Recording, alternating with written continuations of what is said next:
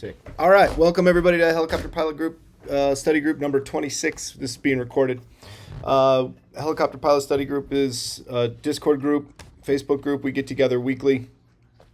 Allows pilots of all skill levels to deliver a lesson plan, teach on a subject, and followed by group discussion. We can usually get one or two in. Occasionally, we have special guests that deliver presentations on specific topics.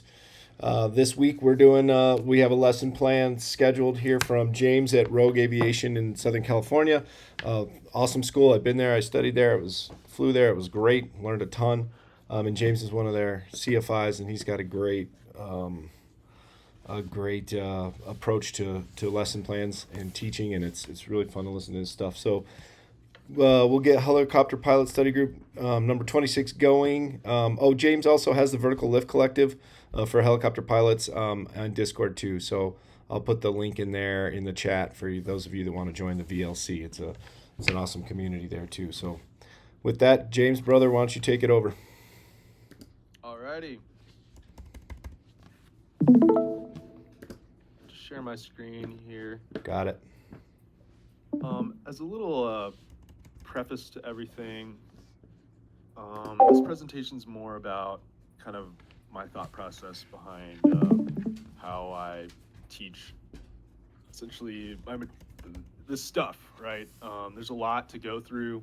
Sometimes it can kind of seem nonsensical, like, for example, the image before us, rotary engines. We don't have a rotary engine in our helicopter, but there's sort of this prerequisite knowledge that a pilot should have. How I kind of explain it to pretty much all of my students is there's like a certain level of legitimacy that is involved in this whole process of becoming a pilot. Like it's one thing to have, a pilot's license, but it's another to have, the legitimacy where not only do other people respect you as a pilot, but you yourself know you're a pilot, and how to really feel like, you're not an imposter is to really have like a pretty broad understanding of, the engineering, the history, and that's a lot of the stuff I like to go over. And the main example that I use to explain this is if you are a doctor, right? Even if you're just an eye doctor, you should know what a femur is. And when you go to doctor school, you're pretty much supposed to know all the bones in the human body. And even though, if you go to a doctor and it's ophthalmologist or something, if they don't know what a femur is, even though that's not even like their jurisdiction, you're probably not going to want to be operated on by that person. And it's kind of the same thing with the pilot. Like, you don't want to get into an aircraft with somebody who doesn't have sort of like basic knowledge. One of the biggest examples, which you'll see later on here, is the difference between a jet and a rocket. So it might seem kind of arbitrary, right? Because if you're flying Robinsons, specifically the 22 and 44, you're not going to be, with a jet engine. And you're definitely not going to have a rocket engine. But I remember asking somebody before, and it was kind of interesting. He was double I.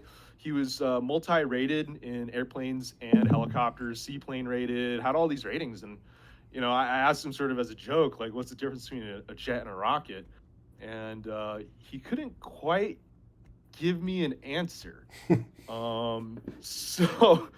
it's not that big of a deal, right? But it made me really kind of lose a lot of respect for this guy, because it's just kind of one of those basic things that you should know.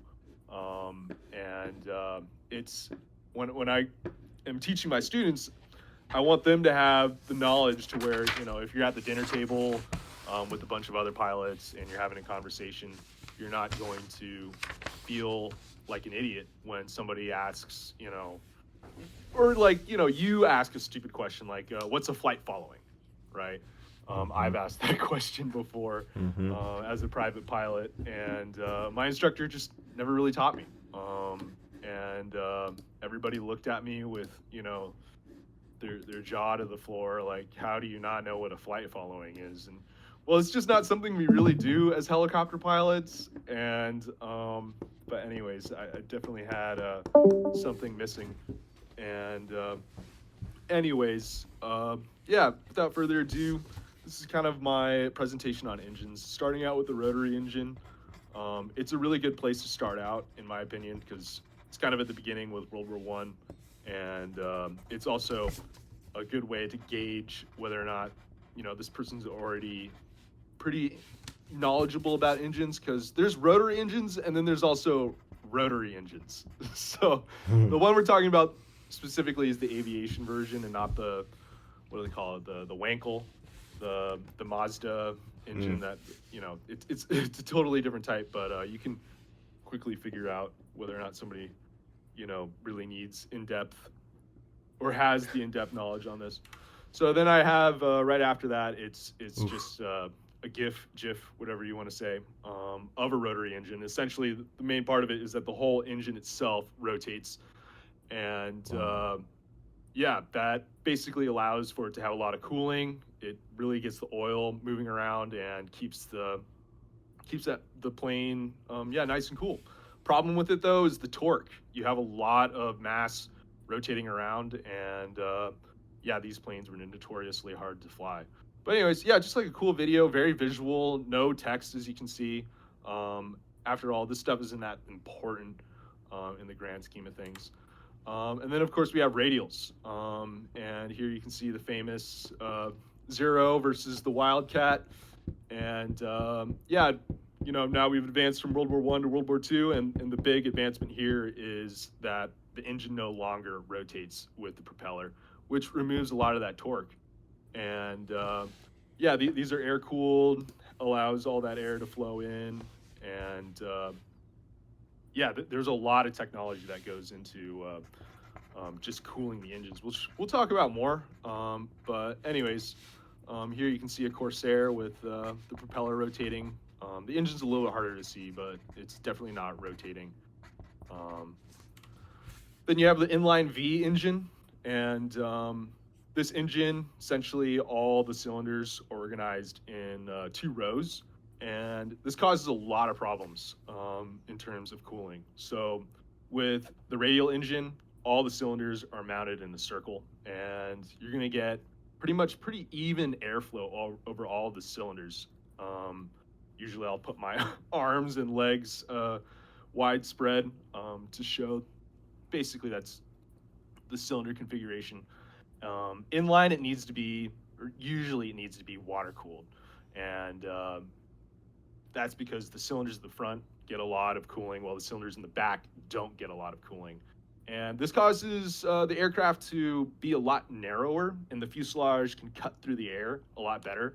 The problem is, yeah, just the cooling. It needs to be water cooled. So you have this radiator at the bottom, and coolant pumps through there, and it flows through the engine and cools the engine down.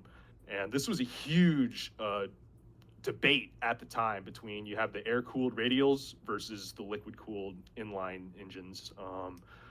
And yeah, the debate kind of rages on a little bit today. But yeah, the problem with the radial, right, it's has a lot of drag, but it's air-cooled, which makes it simpler. You don't have any coolant to deal with. The inline, it's a little bit faster because it has reduced drag. It cuts through the air. But because of that coolant, if you have just one bullet hit your coolant system into the radiator or something, you're going to start leaking. That coolant's going to eventually evaporate, and you're going to get engine failure pretty quickly. So usually what ended up happening was that they would use the radials for ground attack, and they would use the inline for like high altitude interception for the high speed stuff, like here in the Mustang. But yeah, the radials, I mean, yeah, they use them as well for the Navy, as you saw before with the Zero and the Wildcat. And that was just great because, you know, if you lost a cylinder, you could keep on going. It wasn't as big of a deal as it was with the inline. It would still be pretty much in sync. Yeah, here you can have a just a nice GIF of the the Spitfire, and you got 6 exhausts on one side, and for a total of 12. The V12 Merlin, pretty much the most famous engine of the war. But yeah. Then we're gonna go to turboprops. So this is the Korean War. You have the Sabre versus the MiG-15, and this is a lot faster. Now that we got jet engines, yeah, it goes without saying, right? No more propeller, and it's using the exhaust to propel, to thrust the aircraft forward. So yeah, I have like a dogfight little sequence. It only plays for like a minute, but I always think it's a little fun. This is how I was kind of introduced to aviation, kind of in my early youth, was just watching the military channel and watching dogfights. So, I guess it was the History Channel. I think they played on both. Anyways, yeah, then I have a cross-section of the turbojet engine. Not all that important, but there it is. Then I'll talk a little bit about rockets. So rockets are different from jet engines because they're not air-breathing. They can operate out in space, and they carry all of the propellant, all of the oxygen with them that uses oxygen, the oxidizer. So yeah, here's just sort of a general gist of how a rocket works, and you get that power very, very quickly. So here's an example of a very interesting aircraft. You have an F-104 Starfighter strapped to a rocket. And I will just spurg out about this during my ground lessons because I think this is super duper interesting. And just to give, just show sort of my passion for aviation, and I think this is just one of the more wild designs. This is basically what this jet had to do to basically mimic a helicopter. So the problem during the Cold War, especially for West Germany, was the fear of the Soviets coming in and essentially attacking, right? And the main thing that would get attacked would be the airfields, and they would use essentially cluster munitions to blow up all of the runways. And then you wouldn't be able to take off because you have giant craters in the runway. And so the West Germans decided, hey, why don't we attach rockets to jet aircraft? So jet aircraft, they need a big, like, nice, smooth runway in order to take off, especially the F-104 with its really, really small, slender wings. They would literally attach a rocket to it and hide them in barns, in farm fields and forests, ready to go at any time. Yeah, this was really costly, and they tried coming up with all kinds of different, designs. You have so many different ways of trying to create VTOL jets. Now, I guess we have the Harrier and the F-35. But yeah, this is what they were doing back in the day. You can only imagine how sketchy this might be. And then I have a nice little video of it. But yeah, there's a big difference between a jet and a rocket. The jet needs a lot of time to spool up. It's a lot more effective at high speed. A rocket can just get going immediately. Damn. And yeah.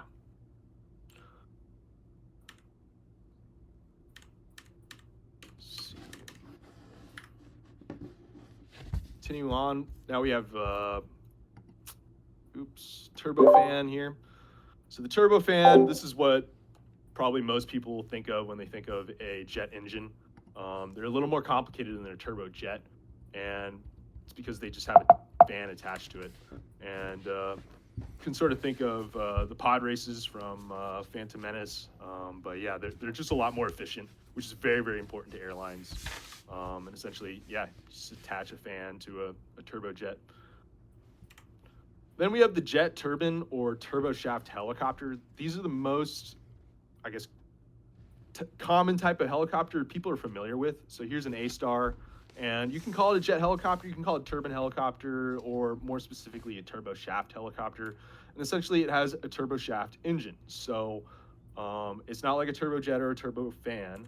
What it's doing is it's transferring that power to a power shaft, which allows it to spin the main rotors and the tail rotor. So you can have a jet engine car, you can have even a jet engine motorcycle, but you're probably more likely going to see a turboshaft in a helicopter, or sometimes you see them in speedboats. But yeah, jet engines, very, very expensive, a lot more expensive than the traditional piston car engine, which is why you're not going to see a jet-powered car anytime soon. So then I have a nice video. I really like this one of the Huey, and you can hear the sound of the helicopter. And yeah, just you have these gauges here as well, which really adds to the video, I think. And yeah, just the noise of it as well. And who doesn't love it, right? And this I think is probably my favorite video of the Huey. Just gets people excited, you know. Learning's supposed to be fun, and who doesn't want to look at a Huey? So I'm sure you guys have all seen a Huey before, so I'm just going to continue on here. That's my favorite helicopter. Oh yeah, if I could have any cost ignored, that would be it. It's beautiful. It's just too iconic. It is. And then we have the piston helicopter. So this is what we will be flying in. And the main reason why is affordability. So they have less power. They're a little bit heavier, but they make helicopters a lot more accessible to the common man. So this is an R44 and has a Lycoming engine with 6 cylinders horizontally opposed. And we're going to talk more about what all that means, but there's a lot that goes into putting a piston engine into a helicopter. It's not just like a regular car engine, not at all. So yeah, for the R44, it's 6-cylinder, horizontally opposed, air-cooled, fuel-injected, and normally aspirated. So we'll just go over what all these things mean. These are the things that you're probably going to be asked on your check ride. If you don't know what these mean, it's going to be a really bad sign. They're probably not going to be asking you what the difference is between a jet and a rocket, but that's definitely something you're going to want to know if you're going to call yourself a pilot. Then we have the R22. It's a little bit smaller. It's 4-cylindered, and it's also carbureted. There are also a lot of R44s that are carbureted as well, and we'll talk more about what that means. And specifically about carburation, a lot of people kind of double up the entire topic of carburation with their engine presentation. Same thing with manifold pressure. I actually have separate presentations on that because it opens up a whole can of worms. You know, with carburation, now you got to talk about the venturi, icing, things like that, carb heat assists.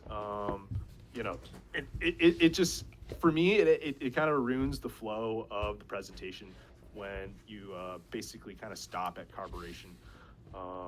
It's like a nice, it's a wall.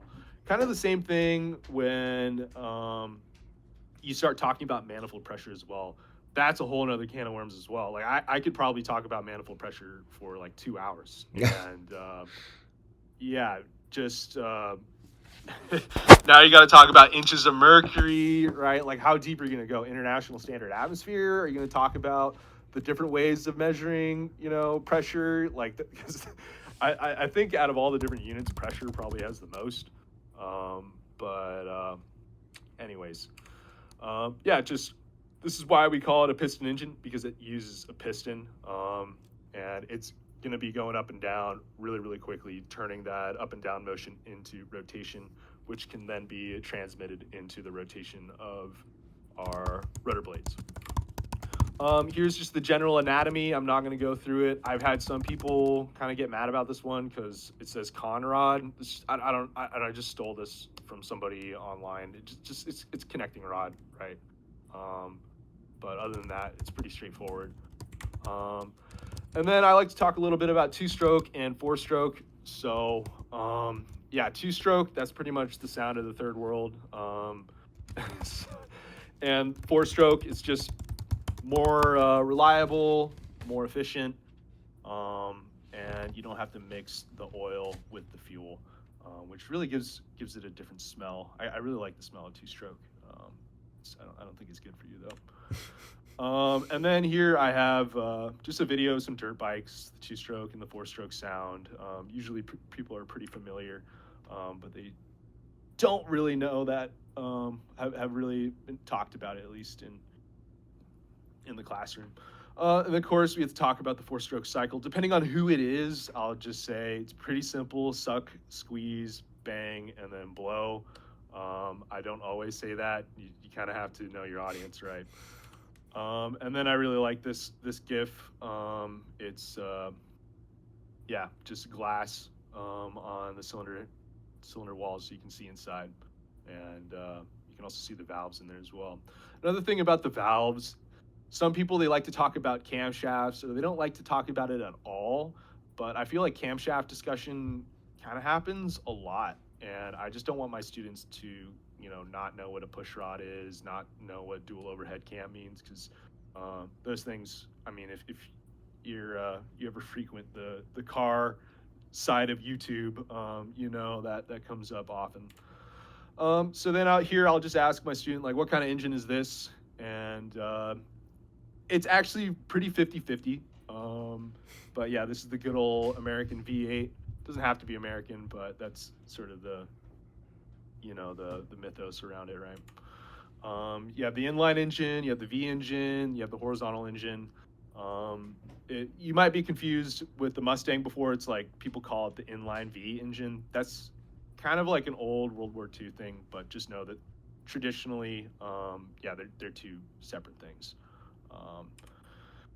Then I asked them, what kind of engine is this? What do you think that is? And it's also kind of 50-50, but yeah, this is the horizontal, the flat, also known as the boxer engine. Sometimes, their eyes light up when you say that, and they're like, oh, like a Subaru, or oh, like a Porsche. But yeah, no, not like a Subaru, not like a Porsche. It's just, the cylinder arrangement. It's a little bit more detailed than that. So then I like to use this picture. This is this GIF. This makes it very, very apparent what's going on. This is a very balanced engine, and yeah, this is pretty much the most common type of engine you're going to find in general aviation. And then also kind of just showing what it looks like taken out of the engine bay. This really helps visualize what's going on. I'm not getting into the spark plugs or the magnetos yet. That's, of course, for a later lesson. Same with oil and fuel and stuff. Liquid cooled versus air cooled. This is, this is just one slide. I can spend quite a bit of time just talking about this. But yeah, just you have the water jackets, the chambers on the liquid cooled side, which cools down the engine. You have the pumps, it flows to the radiator, cools down. You also have antifreeze, right, where you don't want it freezing, and then actually in colder climates you could actually get a hotter engine if you don't have antifreeze in your engine. And then the air cooling, you have the fins. That increases the surface area to dissipate the heat. This technology was developed and primarily during World War II was to really get those B-29s, B-17s flying, and yeah, that the metallurgy involved. This was actually one of the most important, most expensive developmental projects, which nobody really ever talks about. Kind of the bigger stuff like the Manhattan Project is talked about a lot, but so much went into the metallurgy of developing these fins, because you don't want them too small, otherwise they start getting brittle. You don't want them too big, otherwise you start losing the surface area that you want. But yeah, liquid cooled, right? We talked about it, antifreeze. And then here you just have nice just image of the typical car engine. And then I always share the story of my dad. He was replacing the radiator on our car when I was a kid, and he was messing with the screwdriver near the radiator, and then he accidentally stabbed the radiator, the core of it, and that's not easily fixed, right? You have to pretty much buy a whole new radiator, and it's just started leaking coolant everywhere. And he was just tightening the last screw. Anyways, I distinctly remember that. Here's just another visual of the Mustang. You can see that as the air flows through here, and then it goes through the cooler here, and then the coolant is then distributed through the engine. Then you have the air-cooled engine.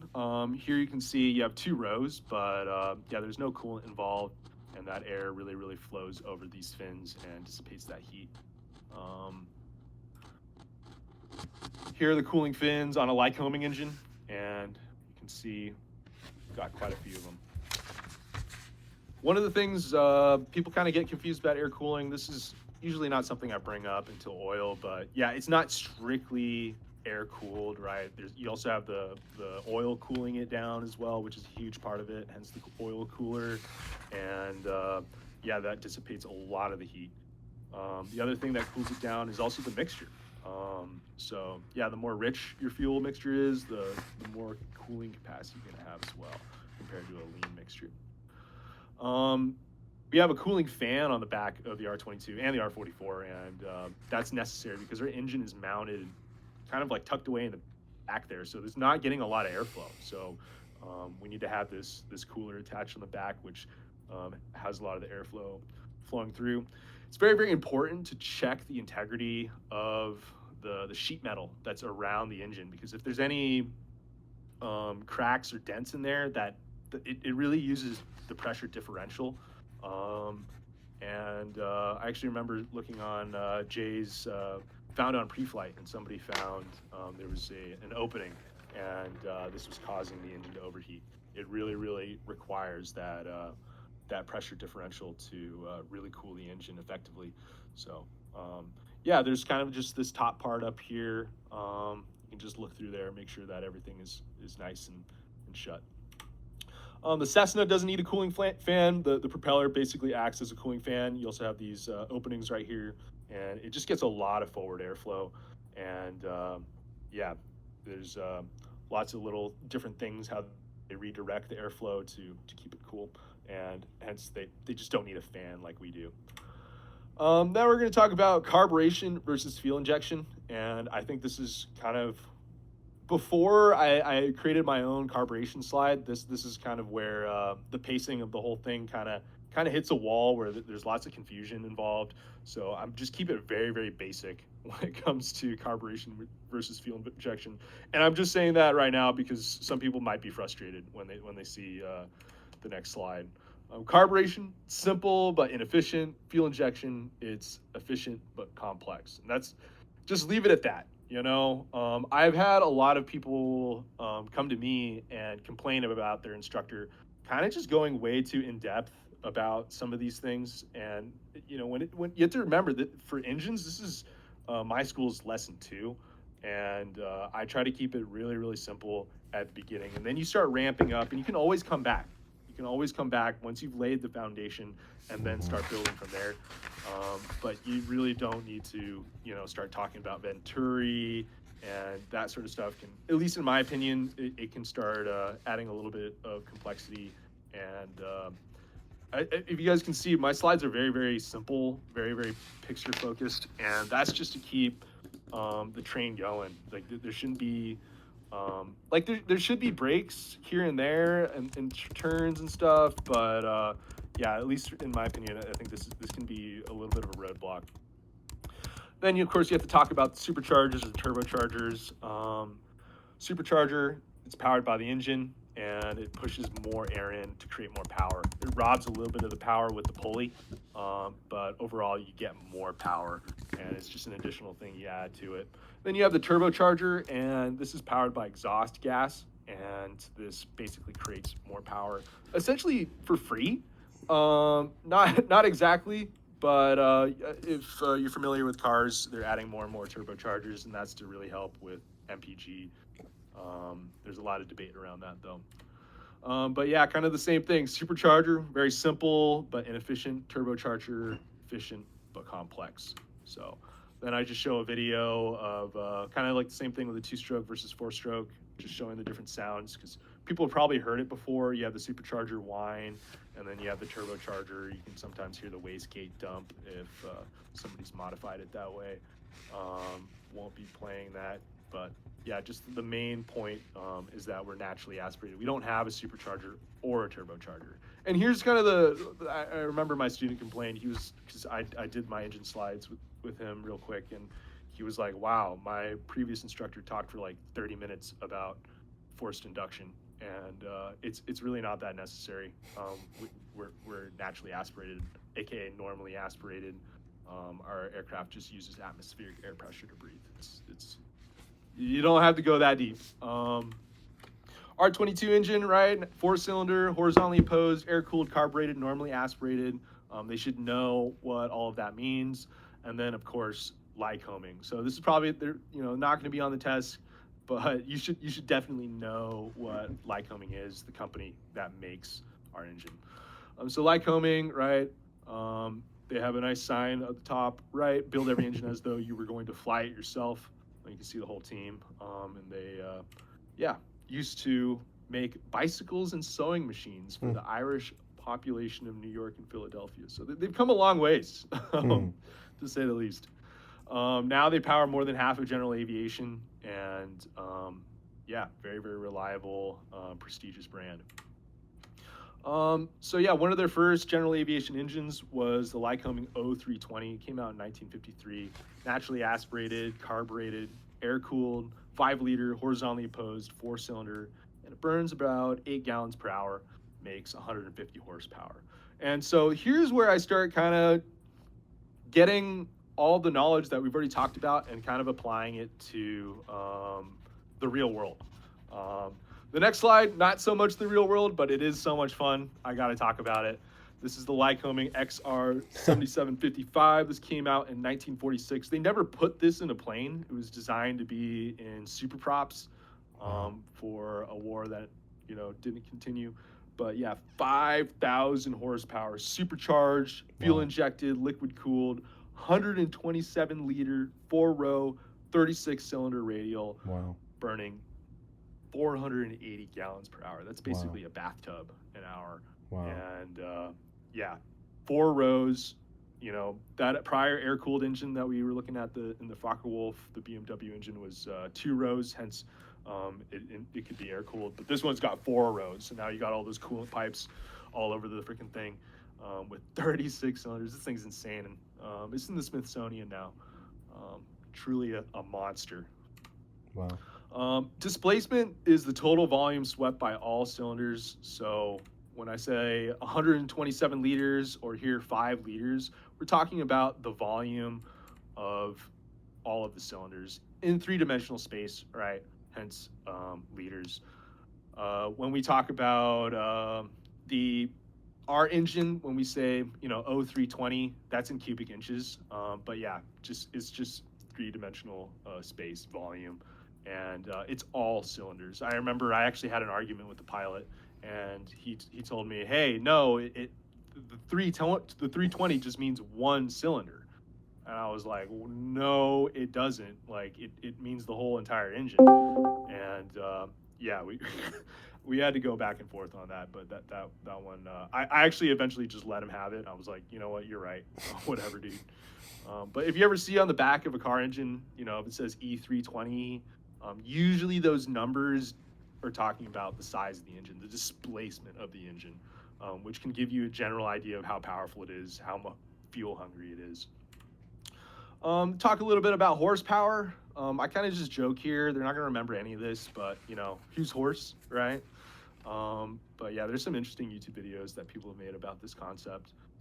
But yeah, lifting 550 pounds, 1 foot in 1 second.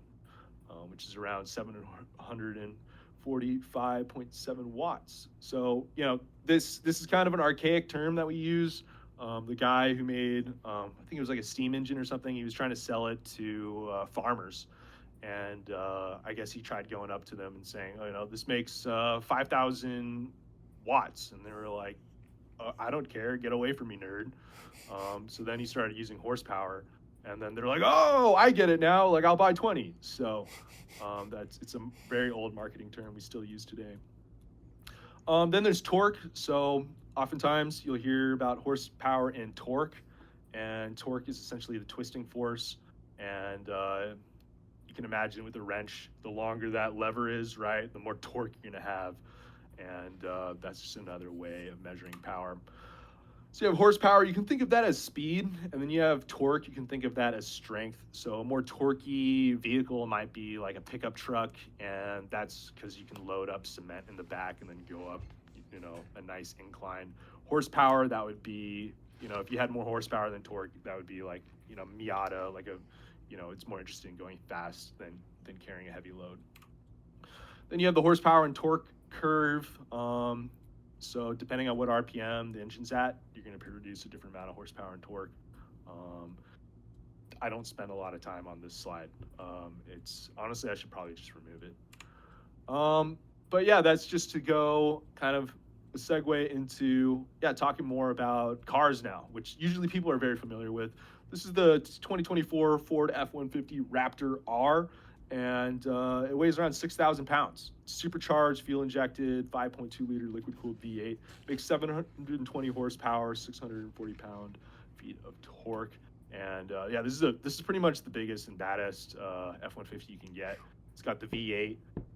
And it's pretty interesting because if you remember the 0360 that we have in our R22, it's actually even bigger than this engine at around 6 liters. So we have a larger engine in terms of displacement, but we only make, the normal rating is 145 brake horsepower. Realistically, you should only be using around 120, 130, right? So it's kind of just shows, how little power we produce with such a massive engine, and that's mainly because of the reliability.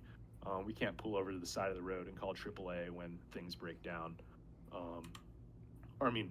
You don't want to have any reliability issues. Here, this is a liter bike, and as you can see, it has quite a lot of horsepower, but not a lot of torque. And it's called the CBR 1000RR. It's a Honda bike. They use this at like Isle of Man. Weighs 430 pounds. You can say 1 liter or 1000 cc. This is a naturally aspirated, fuel injected, liquid cooled inline four. This is a beast of a bike. So typically, a lot of helicopter pilots are motorcycle riders. So, it's always nice to have a little bit of perspective here as well. Then here you have a typical economy car, 170 horsepower, 150 pound-feet of torque, 2024 Toyota Camry. 3,500 pounds, naturally aspirated, fuel injected, 2.5 liter liquid cooled inline four. So, makes quite a bit of power, even, more power than us, but much smaller engine. And then you have the YZ125, the only motorcycle I've ever ridden. It's like a girl's bike, they say, but I thought it was pretty powerful. And a lot of that, I think, has to do with it being a two-stroke. It only makes 35 horsepower, 16 pound-feet of torque, 200 pounds, naturally aspirated, 125 cc, air-cooled, single-cylinder, it's a two-stroke. So very, very different from a four-stroke. A lot lighter, a lot more powerful in terms of power to weight, and a lot of fun. Here, kind of going to the opposite end of the spectrum now. 2 horsepower. This is a chainsaw, right? 6 pounds, naturally aspirated, only 38 cc. You really want this thing to be light, so you don't want a lot of displacement to lug around. Air cooled. You don't want to deal with coolant, right? Single cylinder, and of course, it's also a two-stroke.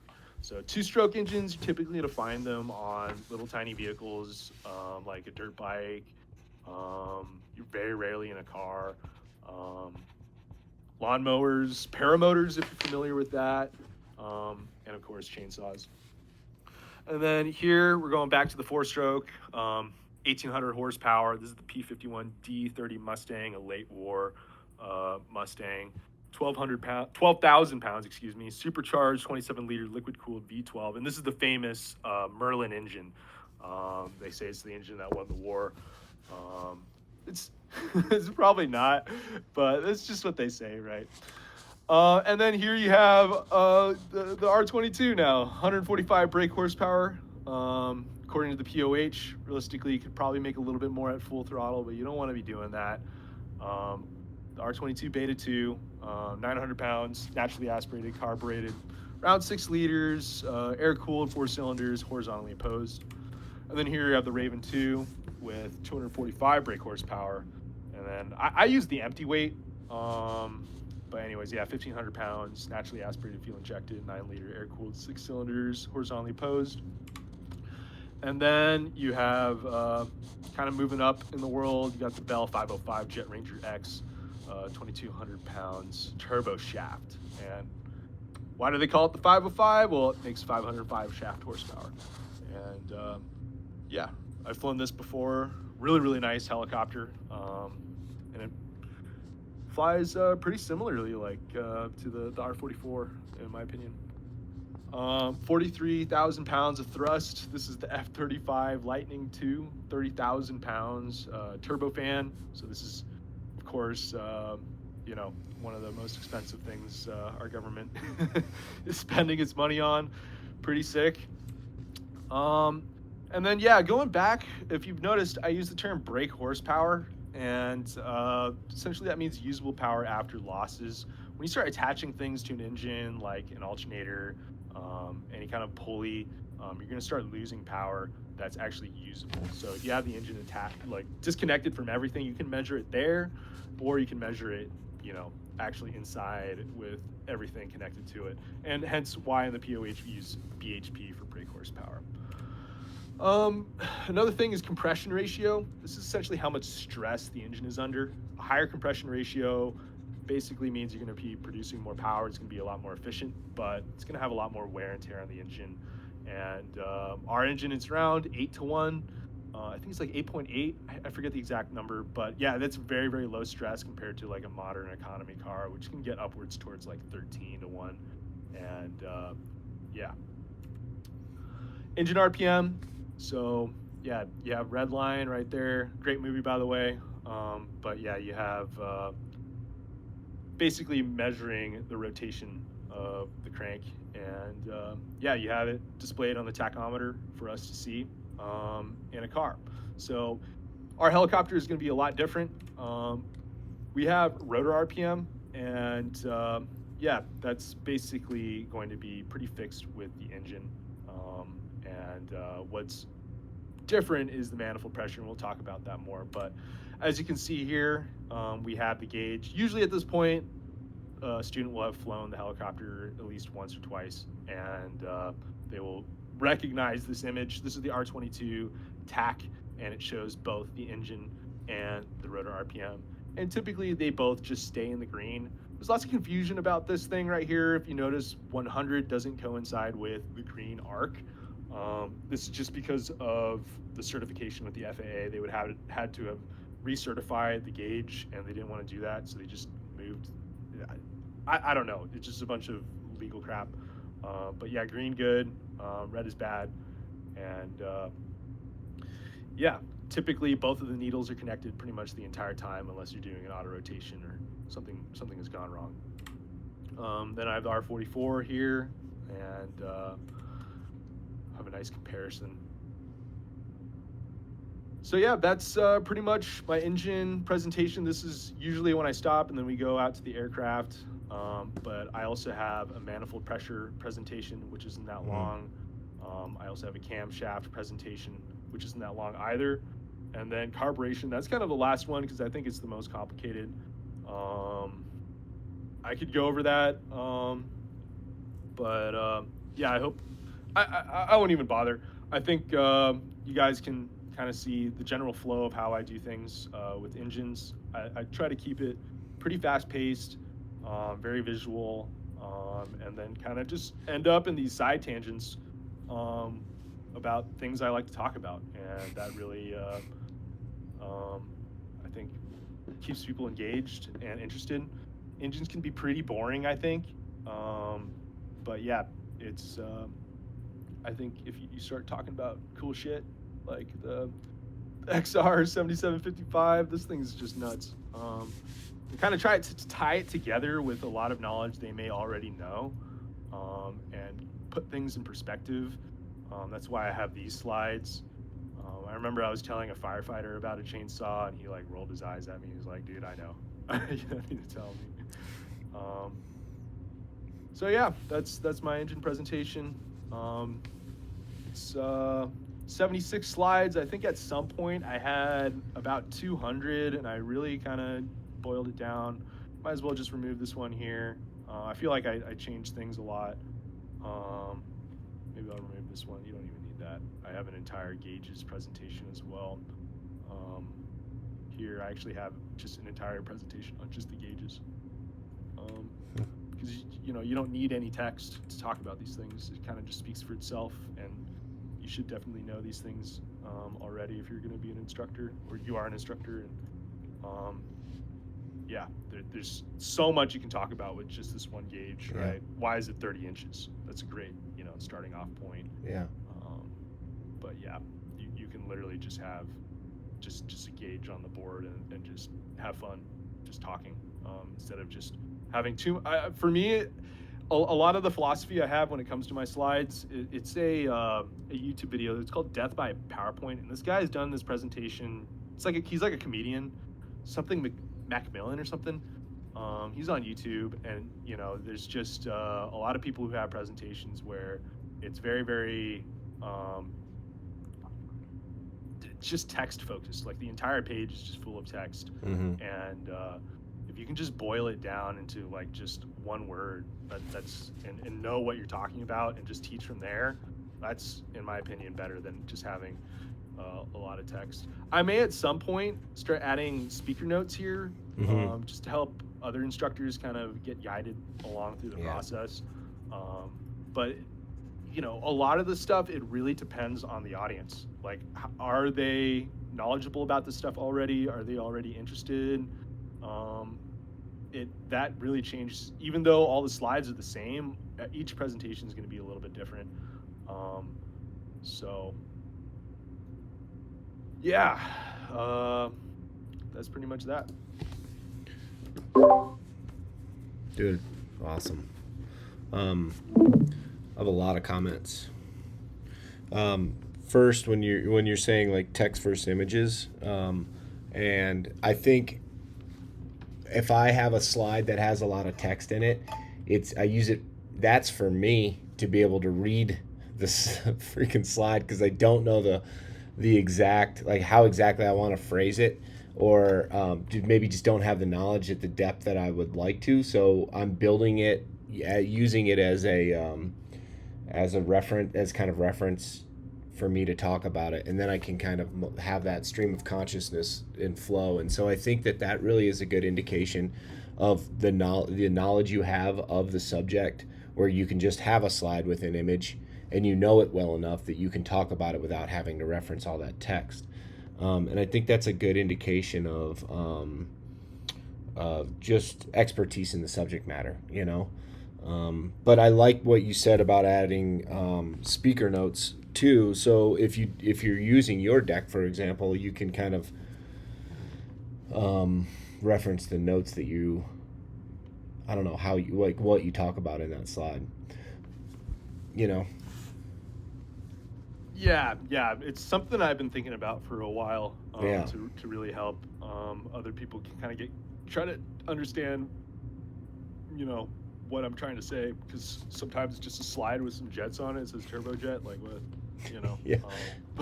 But yeah, depending on the student, I could like spurg out autistically about the Sabre and the MiG-15 for like, 10 minutes, Yeah. If they're down with it, like I'll just keep on going, Right. and we'll have a great time. Right. But yeah, all those slides, even you have the stop with Camel and the Fokker DR1, Yeah. you have the Red Baron and Snoopy going at it. Like I absolutely love it. And the same thing with the Zero versus the Wildcat. I mean, just the amount of history there is it's so much fun. Yeah, and it is entertaining, right? I mean, you kind of turn, like you said, in my opinion, a subject that I'm interested in engines, but I mean, I'm not like a total gearhead, I feel like I gotta have a good knowledge, but I think when you make it entertaining like that, I mean, I was intrigued, like following along the whole time and learned a lot, which I thought was great. I did not know that rotary engines fully rotate as opposed to with the propeller. That's insane. So I imagine there's a massive amount of torque. That's why those things are so hard to fly, huh? Aside from the drag and the basic mechanics of it, but yeah, they would just roll over. I thought you said rotor engine. Yeah, rotary engines. Those things. I mean, you start laying it on the throttle, you'll flip over. Right. It's pretty intense. I've done a lot of IL-2, the World War I stuff, which I think is some of the most fun dogfighting you can have in sim. Yeah. You actually see the other guy, which is pretty intense. Yeah. That's cool. Well, I got plenty of things to comment on. I guess I'll go first, and then I'll let anybody else kind of chime in with any notes that they have. Learn some new stuff for sure. Brake horsepower, I did not know that it was a relation to power loss after attachments of accessories. So in the 44 that does have air conditioning, I was told that when the air conditioning is on, it doesn't reduce your horsepower or your output. Is that true? I actually don't know. Yeah. I'd assume it does, Yeah. because you'll see signs sometimes going up a hill. They'll tell you to turn off Right. your AC. Yeah, because it uses more But power. yeah, I figured it uses some power, but yeah, whether or not that will be the difference between a full throttle light or not, I don't think so. Right. I don't think it's gonna make that much of a difference. Yeah, it must not, because it doesn't seem like it's been it was ever a concern when I was flying a 44 with air conditioning, which was only once.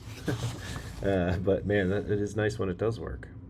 That is for sure. Yeah, I think applying carb heat in an R22 is going to make way more of a difference than AC and AC in a 44, yeah.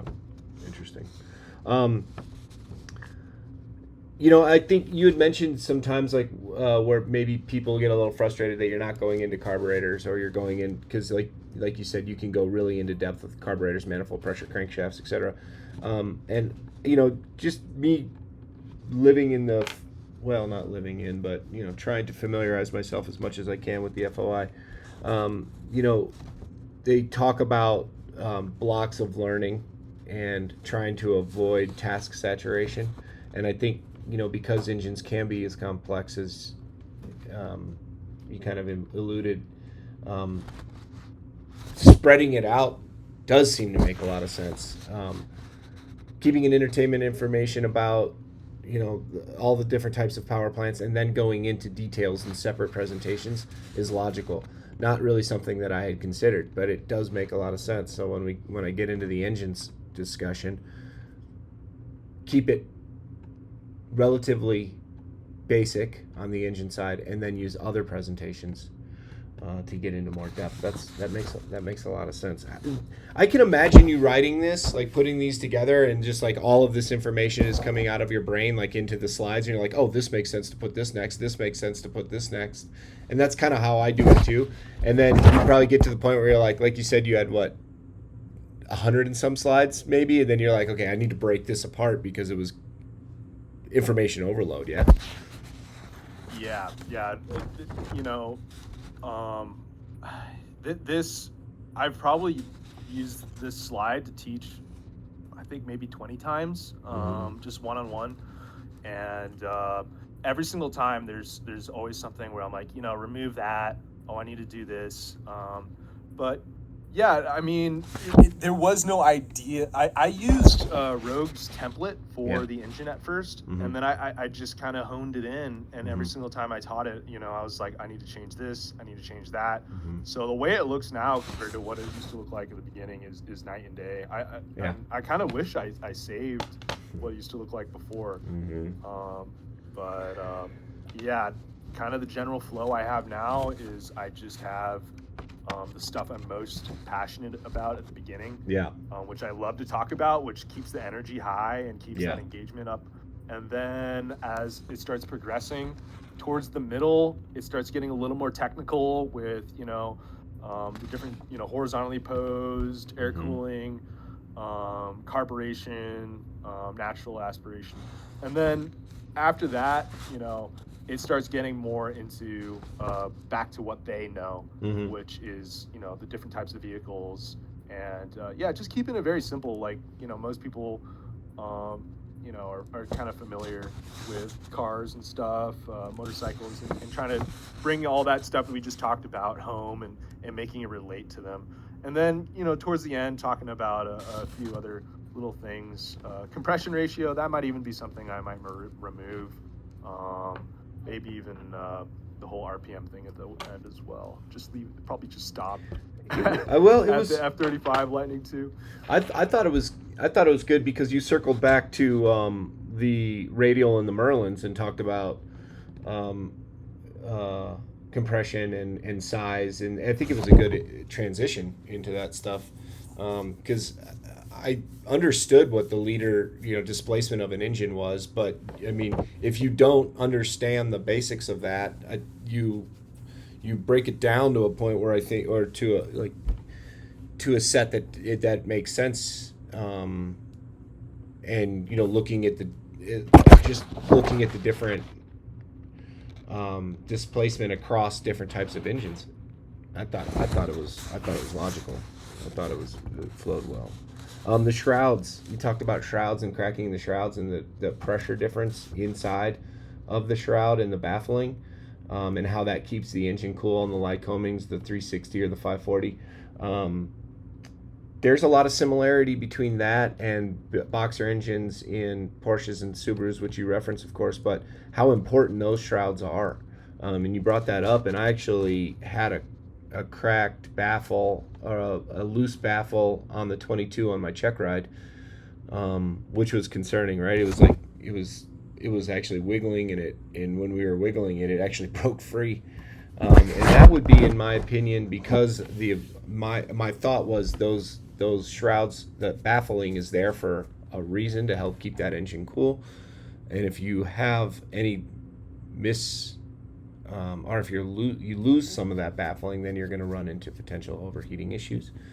But we had the main A&P come out and take a look at it, and he goes, "Oh yeah, it gets loose all the time." He's like, "That's not something I would worry about." He's like, "Well, you can replace it, but I don't anticipate there being any issues." And I kind of grilled him about it for maybe 5-10 minutes while the DP was standing there, and I made the decision to go. And he was in agreement with that, fortunately, because I think that could have been maybe a make or break scenario where if I made the decision to go, and he's like, "Nah, it's a no-go," that could have been bad. But I trusted A&P that was with us, and I know that he's pretty particular. But that was a little referral. I wish I had a picture found on pre-flight. That was kind of concerning. What's your opinion on cracking shroud? Obviously is an issue, but how far would you say you take it with cracked shroud or loose baffling? It's kind of hard to say. I've never had the problem before. Yeah. It's kind of one of those things where you see it, and usually you probably see it. I feel like a lot of people probably just don't check it on pre-flight, and then they're going to end up flying, and then it's not a particularly hot day, but the cylinder head temp or the oil is getting near that that red zone, and if that crosses over that line, then people might check, and then you could kind of get a gauge on how big of a hole there's. How much of a gap is needed to stop that pressure differential. But yeah, it's just one of those things that's good to know. And I think you made the right decision. If your mechanic is there saying thumbs up, and you push back, and then he's still holding his ground, I'd probably go with what he said as well. I didn't realize how delicate the air-cooled engines and the flow of air through the engine was. I think there's obviously some tolerance there, but it's pretty precise. This was a little freaking piece. It was like a little rectangle. It kind of had the shape like this, and it's connected by a piece of spring and a piece of spring steel here, and it just obviously there's enough tolerance where that wasn't going to be a critical issue, but still the fact that piece is there and to help with the cooling is kind of surprising how delicate those are, and those, like you said, those fins, how critical those are. The fin technology discussion was pretty fascinating. Yeah. One of the great videos. A lot of this knowledge that I have, it comes from this YouTube channel called Greg's Airplanes and Automobiles. This guy is a retired airline pilot. I think he flew for 30, 40 years or something. And he's huge. He's 6'7", 260 pounds. He's a big dude.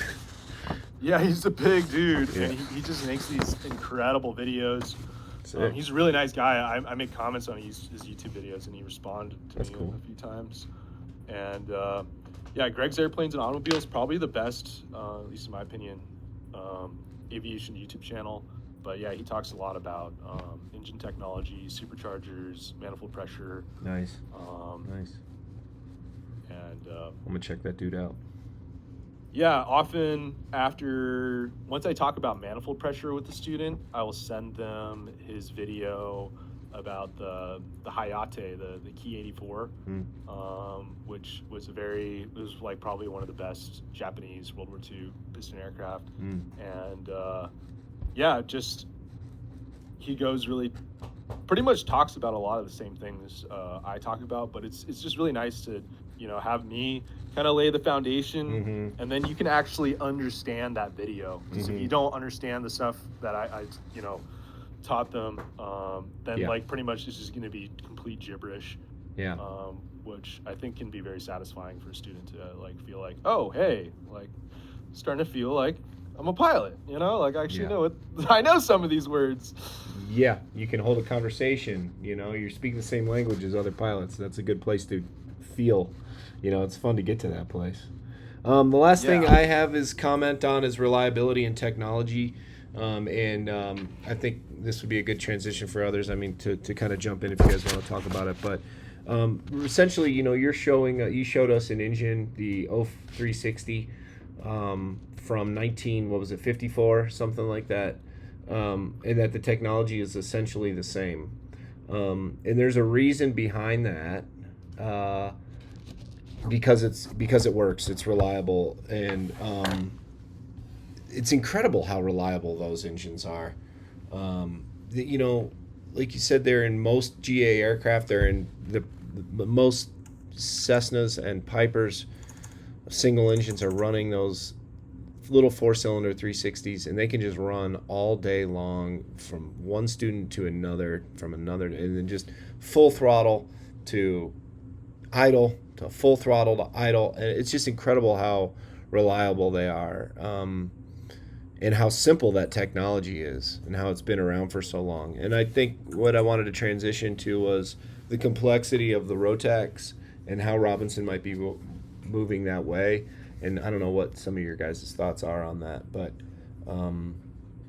yeah. And why are they $60,000? Like, why is a 360 like $54,000 or something like that?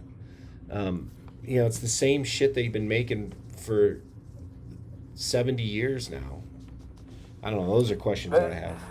You're trying to open up a big can of worms that ends up in bar fights. At this point, when it comes to this part of the conversation, which is completely logical, and I actually have it. When I talk about camshafts, there's a video called "Why Aircraft Engines Quit," and it's on AVWeb. And it's a little scary. Let's just say the answer. That's a YouTube video. Yeah, I think maybe I'll just post it. Yeah, that'd be great. Under the education slide here. Sure. Maybe leave this for another day, but it's wow. something. Okay. Yeah, this guy, he's you might have seen him before. He's pretty popular on YouTube. That was 1 million views 5 years ago. That looks like a good one. Yeah. This is a video I actually send all my students after we talk about camshafts, because man, I've actually split up my engine slide into now 4 different presentations. One focused on just engines, which is the one you saw, then manifold pressure, camshafts, and then the carburetor. That's great. To get into that much depth is awesome, because there's a lot there to unpack. And having a general understanding and overview, not to the engineer level, but I mean, there's a lot of things that as pilots we have to know in depth. But just understanding, I think all this is beneficial, frankly, because it helps you understand what you're working with, and if something does go wrong, you can kind of diagnose it because of your knowledge of the system. I think that's important. It really is, because I mean, there's so much to learn as a private pilot that, I mean, I remember just not wanting to learn the difference in the amount of time difference between Zulu and MDT because I didn't want to have to memorize one more thing. I didn't want to have to learn one more thing, 5 hours or 6 hours difference. I was like, fuck it, dude. I don't want to. I mean, it's a pretty simple thing to learn, but there's so much to learn. I just put it on my phone. Like I have UTC on my phone, so I didn't have to think about it. Now I can do the math, but it's just an immense amount of stuff to pack. But if you can kind of, I don't know, get a good general overview, lay the foundational understanding, then as you progress, all that stuff starts to, you can spend the time to learn more about it and dive deeper into it, I think. That's at least from my experience. Oh yeah, 100% agree. Yeah, you really want to lay that foundation and understand like most of the learning that's going to happen is going to be on their end, and their commitment to it. Just really, I just focus on laying that foundation down, and also just trying to make it efficient and fun, and I mean that helps. It one of my friends, he made a comment. He was like, "What is this?" Looking at my slides when I shared them, he was like, "What is this? Helicopters for dummies?" And I thought it was so funny because there's a little bit of element of truth to that because I'm trying to make it as accessible as possible, and just get people in the door and interested. Because if you just start throwing the book at them, like let's lesson 1, far aim, like, no wonder we have such a high dropout rate, like how about we wait until lesson 20 after we've talked about the fun stuff, and then we can start getting more and more complex. Like it's the same thing with teaching instrument. I mean, when I was taught, it was we started talking about GPS, like VOR, like how the lighthouse thing works with like the different frequencies, and like I don't know, I just like completely tuned it all out, and I didn't learn anything. But it's you just got to really like zoom as much as you can out and just show like the kind of the strategic picture, especially for instruments. Start zooming in and getting more specific as time goes on. Yeah, I just went up today, flew 3 instrument approaches, and I was just basically a button pusher the whole time. I mean, I was flying the airplane, but I was I didn't talk on the radio as much. There's a lot I didn't do just because there's so much to fucking digest with that, dude. It's so insane. It's fun as hell. Instrument flying is the coolest, I think. You could probably study instrument for your entire life and still have more to learn. I would think. I mean, even with VFR flying, it's very humbling. Right. Extremely. All right. Well, I've been making a lot of comments. I'll open it up, see who else here has anything else they want to say. Reference your notes and that's how this works. What's up, Jay? Hey guys. Hello. I hope the headset's working now. I fixed that problem the other. Yeah. Yeah, you hear me okay? Yeah, we got you. You got us. Perfect. Yeah. Loud and clear. I've got a few points too. First of all, to answer that R44 question you were asking earlier on about the AC, about the air conditioning. My understanding is that as it approaches full throttle, it'll disengage the compressor, so it'll take the load off the engine. So although it does take some draw from the power and the output of the engine, as it approaches full throttle, it'll disengage that. So you never have to worry about turning off the AC on short final or something like that for the R44. It's different on other aircraft. A few other aircraft I flew, like when I was flying in the canyon when it was super hot and you're worried about performance, we would sometimes shut off AC on short final because it would unload the generator a little bit and the generator was taking performance. But as far as the 44 goes, I think that's the answer to that. James, I love your visual style, by the way. I really, your slides make me smile. They really do. And you obviously love engines. 200 slides reduced down to 70 or so. One thing, I could talk we could talk a long time over a beer or two or a coffee about engines, I'm sure. A few of us could probably. But as for, when you said you've been teaching it to students, if I was the student, I'd be wondering like, what if I didn't know any of this stuff? Like, what do I need to take notes on? What don't? And that's the one thing about if you do have slides with some sort of written content. Hopefully, the written content is something that they should be maybe taking a note on. Do you have like handouts or anything, or some way to? Because even with 70 slides on engines for a new student, how do you point out to them, this is the stuff you need to keep in mind. This is what you have to study. This is what you have to memorize. Versus this is, because we could talk about engines all day. It's fun and interesting stuff. Kind of like the slide where it just says 4-cylinder horizontally opposed air-cooled carburetor normally aspirated. Like that's all. I actually dislike it when my students do notes during the presentation. I just want them to have full To focus. Yeah, to focus on the show, the presentation. And Yeah. when they look down and start writing something and they're like, oh, give me a second, and I need to write down some notes.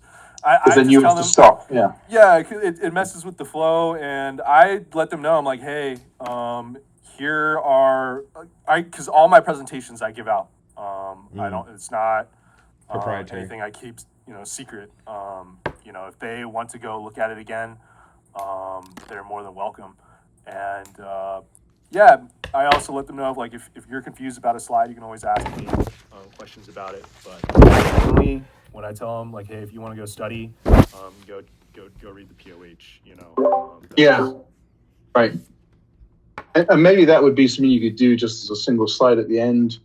Hey, these pages of the POH, systems, engine, systems, like one page on the engine, maybe one on limitations and general description, and then Helicopter Flying Handbook has like 2 or 3 pages on engines. So this is your stuff. If you want to dig deep after this, I just think from a sort of student perspective, it might be hard for them to work out. This is all great stuff, but what do I need to memorize, or what do I need to study? But I teach up at the college, and I used to teach systems for a while. We have systems, and then we have advanced systems, and we used to meet twice a week. So it's probably about 3 or 4 hours of in-class stuff for the degree, and we do at least 1 week on engines. I know it's a deep dive, and I geek out on all that stuff. I love all that stuff. I would have invited you to be a guest speaker if you didn't get invited, to be honest. But yeah, just trying to work out like how you hone it down for a student. But what was the other thing I was going to say? Oh, talking about the POH. One thing to talk about. You sort of talked about. I think you were talking about torque, and you had a graph up there. I only saw it temporarily for a second, but I thought it was talking about performance in terms of torque and horsepower, maybe, or maybe RPM. But I think that's a great opportunity to link to or to talk about safety notice 10. If you're talking to Robinson pilots, where it talks about low RPM, and one of the things it talks about is when you get low RPM, if you lose 10% of RPM, you lose 10% of power available. So even if you wrap the throttle full throttle, it doesn't have the horsepower necessary to bring the RPMs back up. So that's a good kind of like tie-in between torque and RPM and all those kind of things. And it's a practical application because why use half cyclic? Use half cyclic to bring the RPMs up so that it gets back into the range where the throttles can actually do you some good. Yeah, I'm reading it right now. If you don't mind, I'll read it out loud for everybody. Yeah. Power available from the engine is directly proportional to RPM. If the RPM drops below 10%, drops 10%. If the RPM drops 10%, there is 10% less power. With less power, the helicopter will start to settle, and if the collective is raised to stop it from settling, the RPM will be pulled down even lower, causing the ship to settle even faster. So yeah, I'm guessing that's what you're talking about. So yeah, that aft cyclic and lowering the collective is going to really get that 100% back in quicker. Yeah, and cycling back to like when you're talking about horsepower available for an engine, that's only assuming that it's at sea level and all those other things, but also that it's at its peak operating RPM, which is as a percentage 101, 102, 104, whatever it is. But yeah, I think below that it cannot deliver the power. It isn't built to push the pistons at that horsepower anything less than 100% or 101 or whatever it is. And then I have one more thing I wanted to show you. Hang on, I'm going to put this in the chat real quick. You guys can have a quick look. Everybody else to share it. But when you're talking to engines, have a look at this thing. Oh, This is for those of you that are not able to see it yet. This is, let me read the Oh description. yeah. A hydrogen power plant in an R44. So another engine type to add to your James, to add to your slides. You'll be back at 200 before you know it. Yeah, I remember. This looks like the Lockheed rigid rotor helicopter with the single Yeah, turbojet. yeah. But those, yeah. I mean, it looks like those are producing propulsion, but I don't think that's how it works. But yeah, hydrogen, electric helicopters, and all these other new power plants that are coming online. And not as sexy sounding as a Huey turbine or even any of these other gas engines, but still. I saw that. But yeah, great job. I really. Say again. I saw that. I thought it was AI. Yeah, no, it's for real. Yeah, it's for real. All right. Yeah, to go back to your point about having references to the helicopter flying handbook or the FAR, I mean, I've actually had multiple complaints about my slides being not having references in sourcing and stuff like that. And it is something that I want to include in the future. Great stuff. Great job. Great stuff. Yeah, great. Yeah, great stuff. Did you have Did you send that video of the why aircraft engines quit? Did you put that in the chat? Where did... I put it in education, but I can Oh, put you it did it. into our chat. No, as perfect. well. Education's great. I was just wondering where it went. That's perfect. Yeah, I want to watch that one. Yeah, it's. I think you'll be surprised because it definitely surprised me, and it's definitely scary. It's a scary video. It's a scary video. It's good. Well, it's good. I mean, I think we got to understand these things, the perspective of these things. How many hours are you at, James? I think I'm at 1,200, mid 1,200s. I haven't totaled lately. Yeah. I'm just curious because you obviously have a good, you have a passion for teaching and it shows. And I was just wondering how long you're going to continue to do it because I think your students, your students are lucky to have you as an instructor. I'm asking myself the same question. Yeah. We can always go back to it. I feel like I could probably do this indefinitely. Yeah. For the rest of my life, I feel like. Yeah. My problem is, I mean, right now with Oshkosh, half of the company's gone, so I've been doing a lot of flying, and it's just starting to hurt my back a little. I think that might be. That's funny. I need a new stretching routine or something. Yeah. That's my limiting factor at this point. Well, I imagine if you get into something else, and you start flying, you'll find an equal passion for that. But you can always come back. And just to quote James, the other James at Rogue, I said something along the lines of, "Yeah, I want to teach for a while. I'm looking forward to it. I like teaching, and then we'll see where it goes. Try to get a real job." And he said, "What do you mean by real job? You don't think it's a real job?" And I was like, "Oh shit, that's a really good point. It is a real fucking job. It is a real job, and there's nothing wrong. Like, I don't think there is a problem with staying in the education side of everything. I mean, especially if you're." I don't know why people feel like they have to get out of it or they use it as a stepping stone to the next thing most of the time. But, I mean, be an outstanding teacher, bring up the next generation of pilots. It's incredible. Yeah, I think it's super satisfying, And I just had a firefighter go off to firefighter training. Oh, yeah. And zero to hero to him. Nice. And, yeah. I'm jealous of that guy. That's what I want to do. Yeah, it's very, very satisfying. I love starting out where they just can't even hover, and all the way to the point where they're nailing all the radio calls. I just sit there. Yeah. And I don't even do anything. Yeah, it's super rewarding, I'm sure. I think my reason that people don't stay in the US in education is it's pay. I mean, you're lucky if you can top out $35 an hour, maybe more if you're working with private. Direct but if you're running through a school, probably about 30-35 an hour maximum. And I wish. And that's in a helicopter, right? Not on the ground.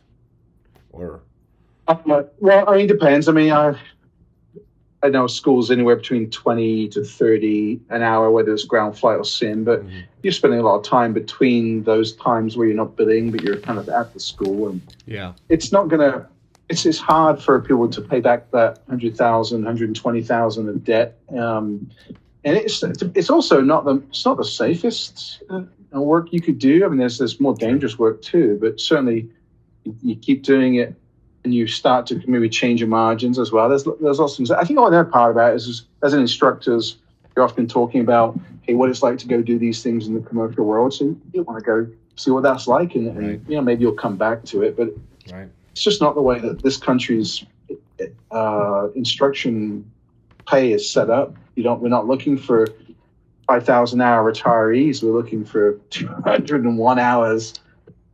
And that's just the weird way that this country's set up, and nowhere else is. Yeah, it's true. It's unique, isn't it? Unique to the U.S.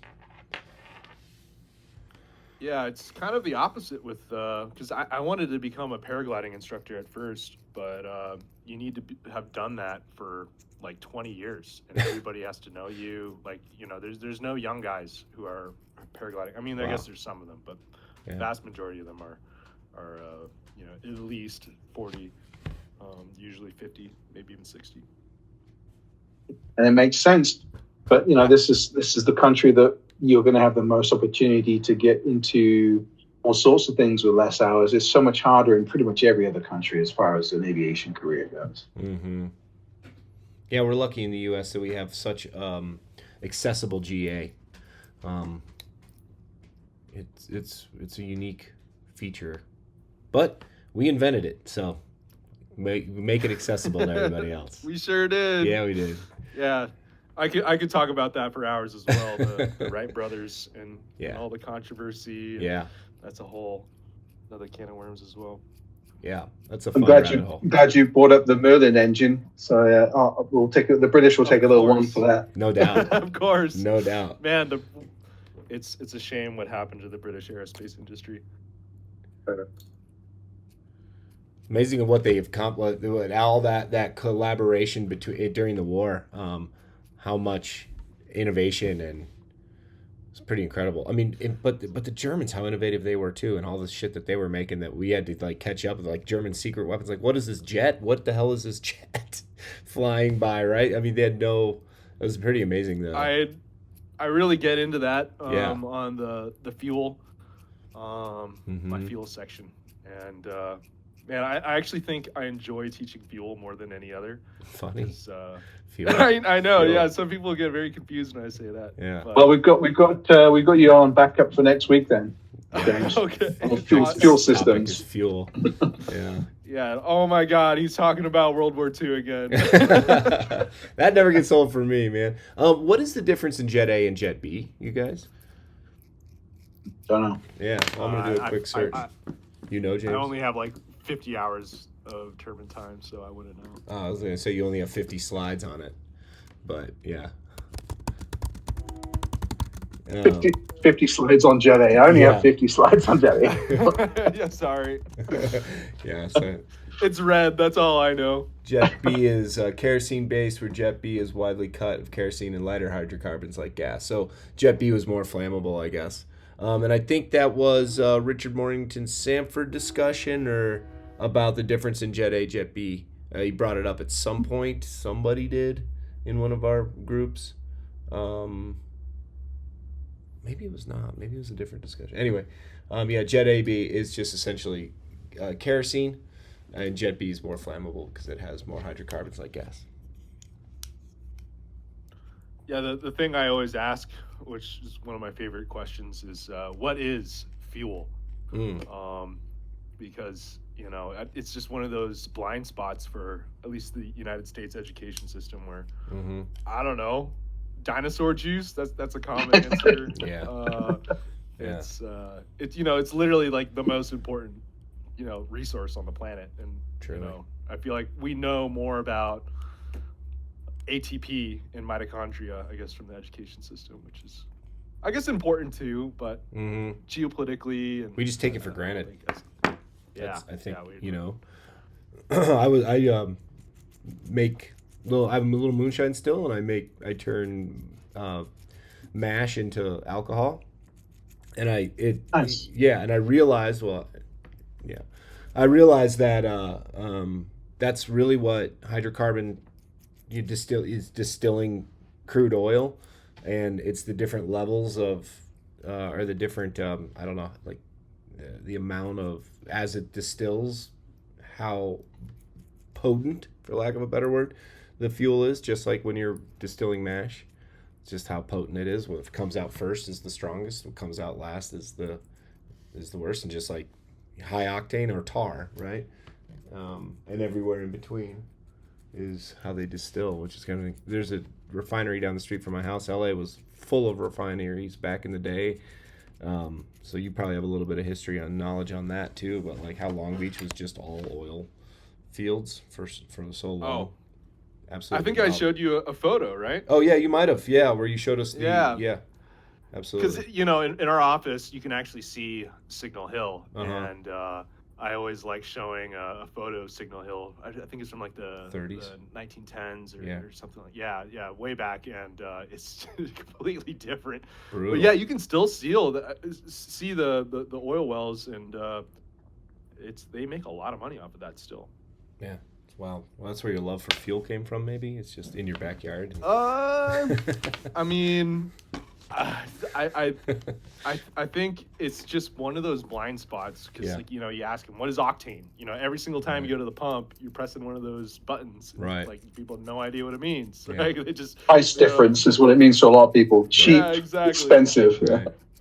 or like sometimes on Craigslist you'll see some idiot, he's like, oh, I only put the good fuel in it, and and The it makes premium zero- dinosaur juice. Yeah. yeah, and it's so much fun, because people are just, they're kind of, their minds can be blown, and man, it really depends on the student. Like, Mhm. some of them, depending on how engaged they are, I can just really tell I'm not gonna waste my time. Mhm. They're not gonna remember what I'm saying, but I'll even start talking about Stalingrad, because Damn. that's Damn. the bloodiest, most violent Yeah. thing that's ever happened, Yeah. and it's pretty much primarily over getting the fuel in Eastern Europe. I mean, that's kind of why Yeah. it was, the line was drawn there. And then one of the other things I love talking about is the Huygens probe that landed on Titan. This is, in my opinion, one of the coolest things that has ever happened. It's the furthest celestial body we've landed on.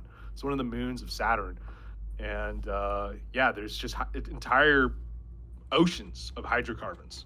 Damn. So I always joke, like, I did not we're know gonna that. we're gonna send the whole U.S. Navy over there. Yeah.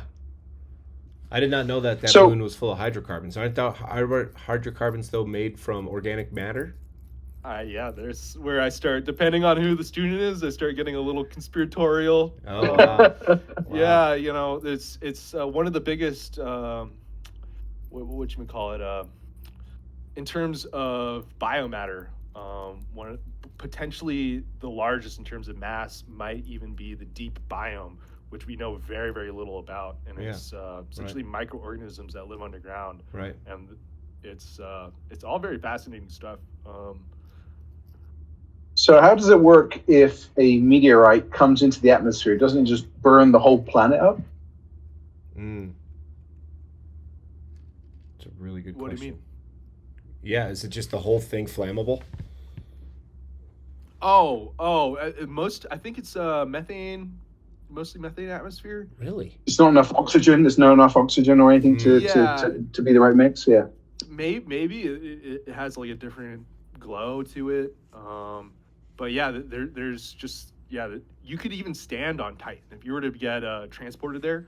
If you had an oxygen, I mean, it's like probably like 100 degrees Celsius. Like, you'd be very cold. But you could stand there because of the air pressure. It's not like Venus where you just like die instantly. Right. So there's manageable gravity or whatever. Yeah, I mean, it's definitely low gravity, but you wouldn't. It's like you wouldn't need a suit. It would be. I see what you're saying. Yeah, it's not like Mars because the pressure's so low. Yeah. It's a very, very interesting planet, Titan. Yeah. Fascinating. NASA says it has over 100 times more hydrocarbon reserves than the Earth. That's insane. 100 times. Yeah, and I'll like spurg out about Saturn too if they're down with it. 'Cause Saturn is, I think, the most interesting planet in our solar system, other than Earth, of course. Of course. But yeah, you know, the Greek and Roman mythology and all that stuff too. I think it really depends on the student. But I just have so much fun with it, you know? Like I you know, going on these tangents and Yeah. you know, it has nothing to do with helicopters, but you know, it's Yeah, just if fun. you're like, you if know? you'll listen, I'll talk, you know? Yeah, like you know, you really have to vibe them out. But yeah, there's you have to vibe them out for sure. yeah, it's I have students like they don't even want to train with other people. I believe it. That's I believe it. That's, Yeah, you make that's it to me fun. when I'm like, I'm sorry, I'm not available today, and they're like, oh, I'll wait. Like I believe it. Yeah, you got to have a clear passion, and it shows. It's inspiring, I think, for us other CFIs to see this too. So those of you listening in, we're not just here to just get them through the books and get them the information done and move on. It's really, I think, to have a really good understanding of everything, to exercise your passion for flight and your knowledge for the information. I think that's what's going to help get you through, I think, the difficulty of all this information too, right? Excitement, enthusiasm, being able to relate to it all. Since we're on this subject of fuel, I wanted to talk to you guys briefly about low lead and the push to start removing lead from fuel. Why do our engines need lead? I imagine it's for lubrication. And then why is it so hard to take that lead out? What are your guys' thoughts? You're not gonna like the answer to this either. Yeah, AV Web has another excellent video which I send to my students, and there's like basically no reason. We're just crop dusting Right. people with lead. Right. It's insane. It's actually insane. It is, but there's no reason. Yeah, I think the source is from Continental from like the mid 50s. Yeah. And they're like, yeah, it just like lubricates and make sure that the valves don't like seat or something. It's total BS. It's actually insane. Okay. I mean, we don't have a problem with getting higher octane anymore, so it's Right. not necessary. So you think you could run a Lycoming or a Continental without lead, 100 octane, no lead, and it'd be fine? Yeah. Yeah, you can put car gas in the thing. I wouldn't do it. Right, but you could. It'll run on car gas. Yeah. I mean, it's a pretty simple engine as far as engines go. Yeah, and a lot of people, I mean, these are like bush plane pilots in Alaska. They'll mix 100 low lead and 91. Yeah. And they think it runs better. Runs better. That's cool. But there's just no way that would happen here. Oh, I don't think it's legal. I wouldn't do it. But right. yeah, there are more and more options now. It's rolling out, but I mean, Yeah, the why is it FAA, taking so they're in long? no rush. Is there a lobby? Some sort of lobbyist that is pushing low lead?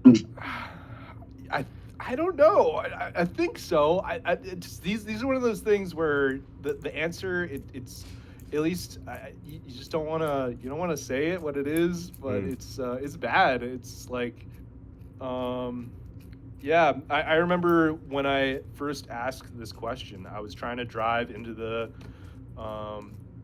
to the FBO parking lot, and there was like 100 people with signs, and they were chanting like, "What do we want? Ban lead. When do we want it? Wow. Now!" Like Wow. I don't know. It was something out of a movie, and I was like, just get out of my way. I'm trying to go to work, you know. And then later on, I kind of just did a little deep dive on it, and it piqued my curiosity, and yeah, it's AV Web. I'll just go find the video right now. Sure. It's why do we have lead in our fuel? It beats me. Yeah, post it. We shouldn't. So you're an activist? To answer, I haven't gotten to the point where I am raising a flag or anything, or a sign and chanting. But Right, it's yeah. I definitely talk to my students about it. Cool. Glad I brought it up. It is a very interesting question. Like, why do we have lead in our fuel? Like, it's right. I know that. so there's this guy. Go ahead. There's this guy called Mike Bush, Busch. He has a company called CFI Aviation. He is one of the most. When I hear him talk about engines, he really knows his stuff. He's a mechanic, but he's also into a lot of data. So I would reach out to him and see if he would want to come and do a presentation of answering exactly that question. Oh, that'd be That's great. the kind of stuff that he does. I mean, his main focus is airplane stuff. But if you want to know something about engines, or you want to know stuff about answering the question about the lead stuff, Yeah. he would be my go-to guy. If you can convince him to talk about it, and he does talk about it. He writes articles. He also does presentations for EAA, and I've seen him do other stuff. He does a podcast, AMP, something like AOPA AMPs. So it's three mechanics talking about all sorts of stuff. Again, it's all airplane stuff. But if you look for AOPA AMPs podcast, Mike's one of the key guys, and he has a lot of knowledge, but I feel like his engines are his thing. It would be absolutely awesome to get him to come talk to do a presentation about unleaded, but also engines in general, and some of the myths of how to look after aircraft and engines, and in particular like things like cool downs and exhaust valve sticking and all that kind of stuff. He's your guy, I'm telling you. Yeah, fantastic. Well, what I'm going to do is I'm going to review a bunch of his content, start listening to him, get a feel for how for him and his style, and then I think I will reach out to him. You don't know him personally? Wish I did. Okay. I'd love to. Yeah. Well, I'll take I'll take on that challenge. I'll start listening to his shit and reach out to him down the road once I have a little better understanding of his content. That's a great idea. Yeah, that's a great idea. Listen to his podcast, or it's three of them. It's called Ask the AMPs, an AOPA podcast. Again, it's very airplane focused, but I learn a lot, and I know you're crossbred now, so you listen to both airplane and helicopter stuff. So crossbred, yeah. Trying, just trying to get aviation coursing through my veins at all times. It's hard when you have a job that isn't aviation related, but my new job is, and I start on Monday, so that's good. It's more like operations Congratulations, side. yeah. Thank you. It's more operations side and stuff, but it's still in the field. So we're making progress. I had a list of topics, you guys, since we're here. We have potentially Jerry Trimble. We have Jay to talk about cherry drying. We have my buddy talking about Papillon. Potentially, I have Mike Bush engines that I'll reach out to. Tio had a presentation he wanted to give at one point a lesson plan.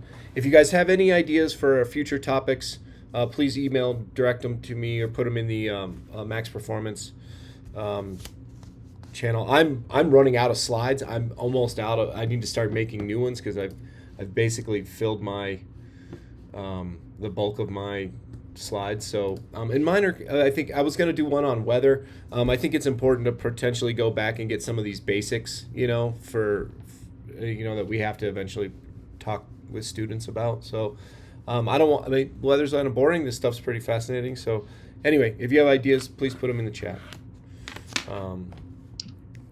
Will do. We always have to teach runway incursions and runway operations in terms of signage, markings, and stuff like that. I'm not sure if that's been done before, but that's a pretty common one to come up on a CFI check rider, at least with our school. Certainly, I did do a runway incursion one. I think it would probably not hurt to go back to it and maybe even dig deeper into signage and stuff like that. No, I remember that now. Yeah, I do remember that. Yeah. There's endless amount of topics. So let's. I don't know, just throwing that out there. Anybody else have any comments? Anything else they'd like to add? Those are great. Handlebar.